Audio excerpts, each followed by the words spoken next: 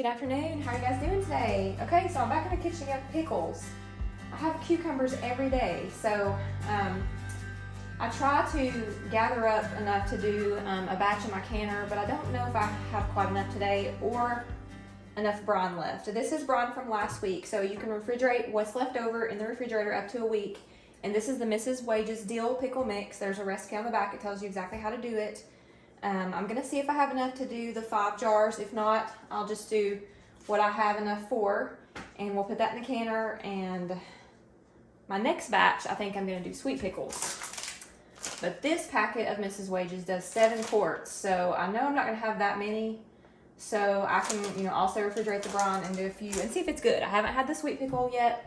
I have had the dill pickle. The dill pickle's pretty good. It's a little strong, but I also left it in the brine for a little while before I made them because I had to go somewhere and I have time to can them right away. So I don't know if that affected it, or maybe if I could add a little bit more water and kind of water it down just a little bit, it might be fine. But it's really not that bad. It's just a little more potent than like the dill pickles that you get in the store. All right, I filled up 3 jars, so let's see if I have enough brine to fill this. Fingers crossed.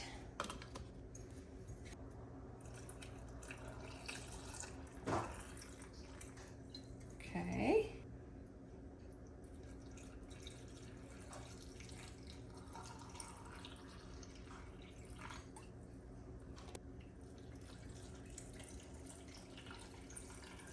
All right, I had enough.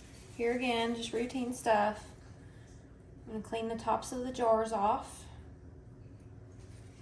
And I have some lids and rings in simmering water. These are my Tattlers, so I just reuse them. Hot, hot, hot. All right. Now with these Tattler lids, you take the regular ring that came with the jar, turn it until it moves the jar.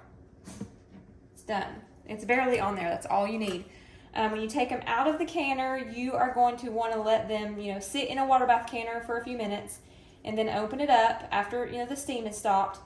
Put these over, where you're going to set them, like on your table, and you're going to wait till they quit bubbling, maybe 2 or 3 more minutes, and then you're going to tighten this ring on here as tight as you can, hand tight.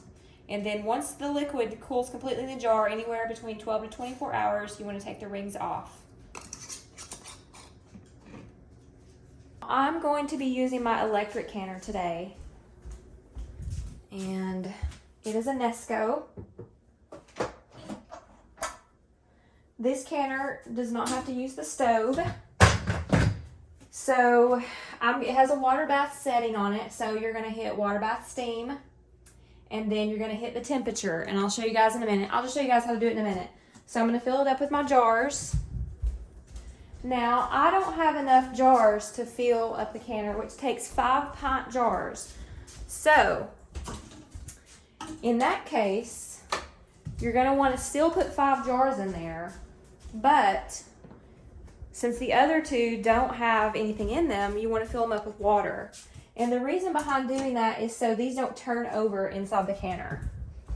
You just want to fill the space. Now, with water bath, is different than pressure canning. So with water bath, you want to fill this up above the jars with water first before you start the canner. All right, so I filled it up above the jars. So I thought I recorded this, but my camera went off, so I'm sorry. But whenever you close the lid, you want to make sure it's on the lock position, which is at close. You want to hit water bath steam, and then you're going to put the time in. I put 10 minutes, and then I hit start, and it made this little spinning motion right here. This means it's trying to get the water to come up to boil. So that's what it's doing. It may take 20 to 25 minutes before the water comes up to boil. And when it does, you're gonna see a steady stream of steam come up. At that point, you wanna hit start. It will start your 10-minute timer. And when it's done, it'll just, count down to 0, and then you can unplug the canner. And you wanna wait till the steam stops before you open it. I usually give it like 2 to 3 minutes past that before I open it. And they're ready at that point.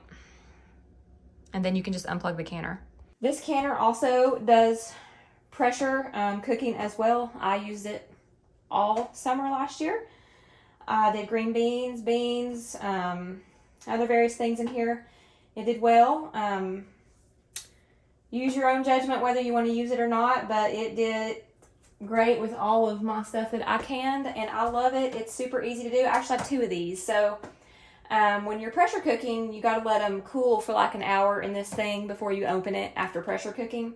And so usually while this thing is turned off and cooling, I'll start another one, like when I have a lot going on, especially with beans and stuff like that.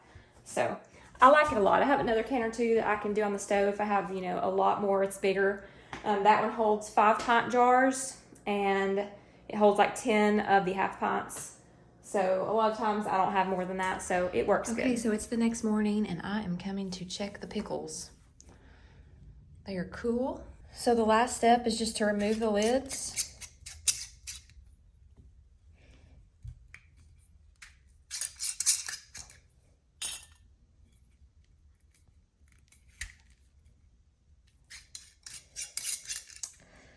Now with Tattlers, they do not ping or pop like a metal lid does when it seals. So there's 2 ways to kind of tell, and after you do a Tattler for a little while, you can kind of see they have just a little indentation through here compared to when you first set them on there. They're kind of straight across. So that is another indication of a seal. And they also say to pick them up about 1 inch off the table, and if they hold, then they're sealed. So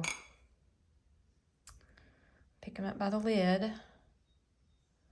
They look pretty good. Okay, so I'm gonna put some masking tape on here and label them with the date and what they are, so I'll know, because I have several different types of pickles, and then they're good for storage. They don't have to go in the refrigerator.